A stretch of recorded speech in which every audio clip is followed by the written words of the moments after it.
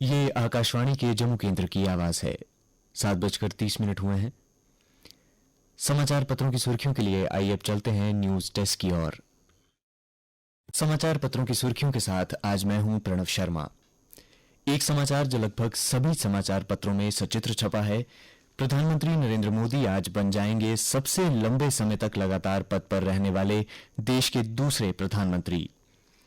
पहले नंबर पर हैं पंडित जवाहरलाल नेहरू, लेकिन इंदिरा गांधी का पीछे छूट जाएगा रिकॉर्ड।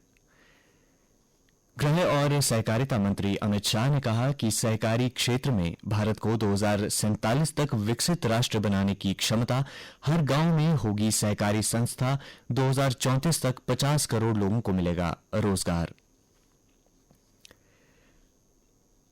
भारत ब्रिटेन में ऐतिहासिक एफटीए, प्रधानमंत्री नरेंद्र मोदी और कीर स्टारमर की मौजूदगी में विजन डॉक्यूमेंट 2035 पर भी लगी मुहर।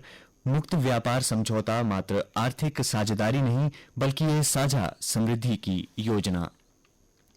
यूरोपीय संघ से बाहर निकाले जाने के बाद ब्रिटेन का यह सबसे अहम कारोबारी समझौता। कारोबार करना आसान होगा, इससे निवेश बढ़ेगा और रोजगार के नए अवसर बनेंगे। युवा ही बनाएंगे विकसित और समृद्ध जम्मू कश्मीर। उपराज्यपाल मनोज सिन्हा ने कहा, राष्ट्र प्रथम संकल्प के साथ आगे बढ़ें युवा। प्रधानमंत्री मोदी के पंच प्राण संकल्प को अपनाएं। सामाजिक व आर्थिक क्रांति को गति देने में प्रदेश के युवा सक्षम। उपराज्यपाल विकसित युवा कनेक्ट कार्यक्रम को कर रहे हैं संबोधित। वहीं प्रधानमंत्री नरेंद्र मोदी करेंगे विकसित भारत युवा कनेक्ट कार्यक्रम का औपचारिक शुभारंभ। शंकराचार्य मंदिर में हुई श्री अमरनाथ की पवित्र छड़ी मुबारक की पूजा अर्चना। साधु संतों के जयघोष और हर हर महादेव से गूंज उठा पूरा वातावरण। प्रदेश की शांति और समृद्धि के लिए सामूहिक प्रार्थना की गई। मुख्यमंत्री उमर अब्दुल्ला ने कहा, मशीन से बनी कालीन हस्तनिर्मित बताकर बेची तो होगी कार्रवाई। उन्होंने गलत ब्रांडिंग को गंभीरता से लिया। प्रतिनिधिमंडलों से की मुलाकात। जम्मू कश्मीर में जल्द होंगे पंचायत चुनाव। जम्मू कश्मीर के कृषि उत्पादन, ग्रामीण विकास और पंचायती राज मंत्री जावेद डार ने कहा कि पंचायत चुनाव कराने के लिए सभी आवश्यक औपचारिकताओं को अंतिम रूप दिया जा रहा है। कारगिल में आज से गूंजेंगे बलिदानियों की वीरता के किस्से। युद्ध के बलिदानियों को श्रद्धांजलि देने के लिए आज से 2 दिवसीय कार्यक्रम। कल द्रास आ रहे रक्षा राज्य मंत्री व आर्मी चीफ। कई गुना मजबूत हुई कारगिल में तैनात भारतीय सेना। अत्याधुनिक संचार यंत्रों, ड्रोन से होती है हर पल निगरानी। केंद्र सरकार की रूफटॉप सोलर योजना। पोर्टल पर पंजीकरण अनिवार्य। जुलाई माह का रुकेगा वेतन। कर्मचारियों में बढ़ा रोष, सीएम एलजी से उठाया जाएगा मुद्दा। जेपीडीसीएल ने सर्कुलर जारी कर कर्मियों व अधिकारियों को चेताया, निर्देश का अनुपालन नहीं करने वालों पर होगी कार्रवाई। मुख्य सचिव अटल डुल्लू ने जम्मू कश्मीर में व्यापार की सुगमता को बढ़ावा देने के लिए समय पर सुधारों को प्रभावी बनाने की आवश्यकता पर बल दिया। एक अन्य बैठक में मुख्य सचिव भारतीय राष्ट्रीय राजमार्ग प्राधिकरण को राष्ट्रीय राजमार्ग संबंधी परियोजनाओं के कार्यान्वयन में तेजी लाने के दिए निर्देश। सतवारी के मंडाल में पुलिस और नशा तस्करों के बीच मुठभेड़, मारा गया तस्कर। नशा तस्करों ने पहले पथराव किया, फिर पुलिस टीम पर की फायरिंग। 2 तस्कर हुए फरार। और 3000 करोड़ के बैंक कर्ज फर्जीवाड़े में अनिल अंबानी की कंपनियों पर छापे। ईडी ने 50 कंपनियों व 25 लोगों से जुड़े 35 परिसरों को खंगाला। छापों में दस्तावेज व कंप्यूटर से रिकॉर्ड डेटा भी जब्त किया गया।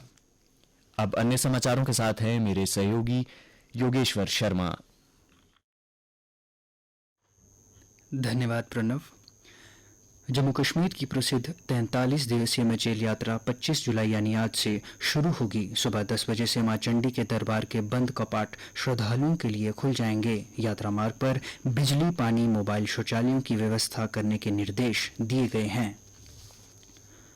मानसून के साथ ही शहर के अस्पतालों में विभिन्न क्षेत्रों से कंजक्टिवाइटिस यानी आंखों की वायरल सूजन के मामले सामने आने लगे हैं। सरकारी और निजी अस्पतालों में आंखों में जलन, लाली और पानी आने जैसी शिकायतों वाले मरीजों की संख्या में बढ़ोतरी दर्ज की जा रही है। सरकारी अस्पतालों में पर्याप्त दवाइयों और एवं आई ड्रॉप की उपलब्धता सुनिश्चित करने के निर्देश जारी कर दिए गए हैं। खराब मौसम से बढ़ रही बिजली विभाग की चुनौती।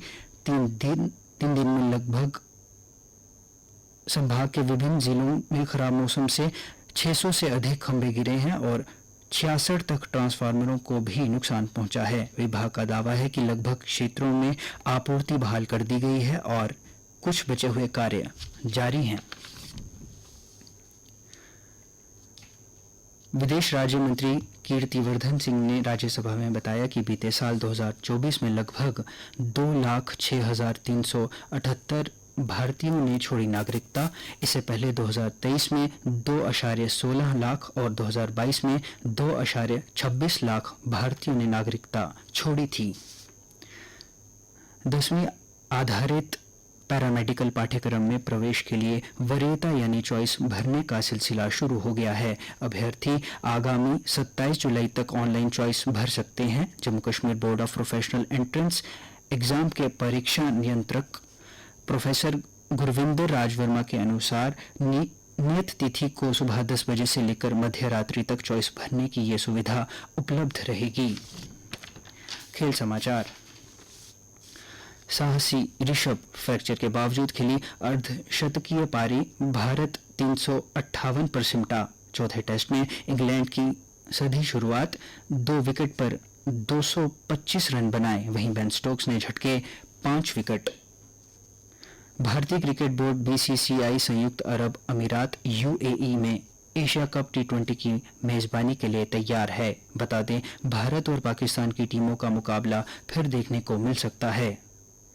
भारत की शीर्ष महिला ग्रैंड मास्टर कोनेरू हम्पी ने शतरंज विश्व कप के फाइनल में जगह बना ली है, जिसके साथ ही वे खिताबी मुकाबले में पहुंचने वाली दूसरी भारतीय खिलाड़ी बन गई हैं। इंग्लैंड और स्पेन के बीच